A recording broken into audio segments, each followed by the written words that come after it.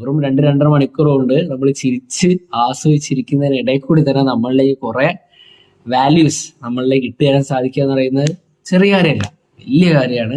അത് നമ്മളിൽ തട്ടുകയും വേണം. വെറുതെ തട്ടിക്കൂട്ടായിട്ട് ഞാൻ ഇതാണ് പറയാൻ ഉദ്ദേശിക്കുന്നത് എന്നുള്ള രീതിയിൽ നമുക്ക് തോന്നിയാൽ പോരാ, നമ്മളത് കണക്റ്റ് ആവണം. അങ്ങനെ അവസാനത്തേക്കൊക്കെ സിനിമയിൽ ഒരു ഇമോഷണൽ മിക്സിംഗ് ഉണ്ട്. ഒരുപാട് അവസാനത്തേക്ക് നമുക്ക് ഇങ്ങനെ കൂട്ടിച്ചേർക്കുന്ന ഒരു സംഭവമുണ്ട്. അവിടെ നിന്ന് സത്യം പറഞ്ഞാൽ നമ്മുടെ കയ്യിൽ നിന്ന് പോകുന്ന പറഞ്ഞാൽ സാഹചര്യം, അതിനെ കണക്ട് ചെയ്യുന്ന രീതി, ഒപ്പം അതിന്റെ കൂടെ വരുന്ന BGM. ആ സമയത്തൊരു ലൈൻ ഉണ്ട്, നമ്മൾക്ക് നാം തന്നെയല്ലേ കൂടെ പിറന്നവരല്ലേ എന്നുള്ള.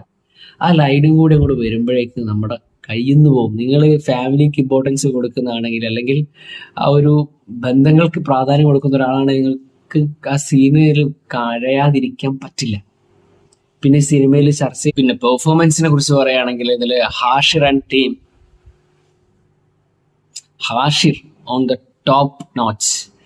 ഫസ്റ്റിൽ കണ്ട ഹാഷിറേ അല്ല, ഏതെടുത്താലും, ഇമോഷണൽ എടുത്താലും, കോമഡി എടുത്താലും, ടൈമിങ് എടുത്താലും, എന്തെടുത്താലും എല്ലാത്തിലും അങ്ങ് ടോപ്പ് നോച്ചിലാണ്.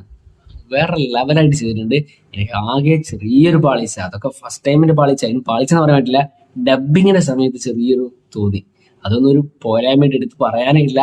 അത്രയും സൂപ്പറായിട്ട് ഹാഷിർ അതിന് ഈ കിട്ടിയ അവസരത്തെ നമ്മൾ ഉപയോഗിക്കാന്ന് അറിയില്ലേ, അത് സൂപ്പറായിട്ട് ചെയ്തിട്ടുണ്ട്.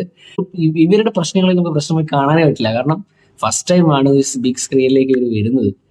ആ ഒരു വലിയ ക്യാൻവാസിലൊക്കെ ഇവർ ആദ്യമായിട്ടാണ് അഭിനയിക്കുന്നത്. അപ്പം അതിൻ്റെതായ പോരായ്മകളൊക്കെ ഉണ്ടാവും. പക്ഷെ അതൊന്നും നമുക്ക് പോരായ്മകൾ പറയാനില്ല.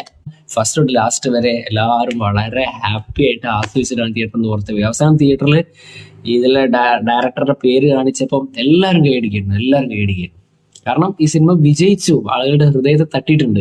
നിങ്ങൾ നിങ്ങളുടെ ഫ്രണ്ട്സിന്റെ ഒക്കെ അപ്പുറം പോയി കഴിഞ്ഞാൽ സെലിബ്രേറ്റ് ചെയ്തിട്ട് വളരെ ഹാപ്പി ആയിട്ട് തിയേറ്ററിൽ തിരിച്ചു പോരാം. എല്ലാം മറന്നിട്ട് നമ്മൾ തിരിച്ചു വരുന്ന ഒരു അവസ്ഥയല്ലേ, ആ ഒരു സംഭവമാണ് വാഴ 2. എഡിറ്ററും DOPയും ഫൈറ്റ് സീക്വൻസ് ഒക്കെ പക്ക ഒറിജിനാലിറ്റി.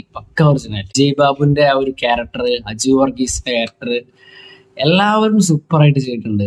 നമുക്ക് ആ ഒരു ഓരോ ക്യാരക്ടറുമായിട്ട് നമുക്ക് കണക്ട് ആവുന്നുണ്ട് എന്നുള്ളതാണ് സിനിമേന്റെ ഏറ്റവും വലിയൊരു വിജയം. എല്ലാവർക്കും, ഈ മൊത്തം ടീമിന് ഹാറ്റ്സ് ഓഫ്. ഇതുപോലത്തെ സിനിമകൾ ഇങ്ങനെ ആയിരിക്കണം സിനിമ എന്നാണ് എൻ്റെ വ്യൂല്. കാരണം ഒരു സിനിമ കണ്ടിരുന്ന് നമ്മൾ പോരുമ്പോൾ നമ്മുടെ ഉള്ളിലേക്ക് എന്തെങ്കിലും ഇട്ട് തരാൻ സാധിക്കണം. പിന്നെ നമ്മൾ ഹാപ്പി ആയിരിക്കണം. എന്തൊക്കെ പറഞ്ഞാലും സിനിമ എന്ന് പറയുന്ന ഒരു വിനോദോപാധിയാണ്, നമ്മുടെ എന്റർടൈൻമെന്റ് ഫാക്ടർ തന്നെയാണ്. അപ്പോൾ വളരെ ഹാപ്പി ആയിട്ട് നമ്മൾ തിയേറ്ററിൽ തിരിച്ചു പോരുന്ന ഒരു കണ്ടീഷൻ ആയിരിക്കും സിനിമ എന്ന് പറയുന്നത്. ആ തരത്തിൽ നോക്കുമ്പോൾ ഈ സിനിമ വേറെ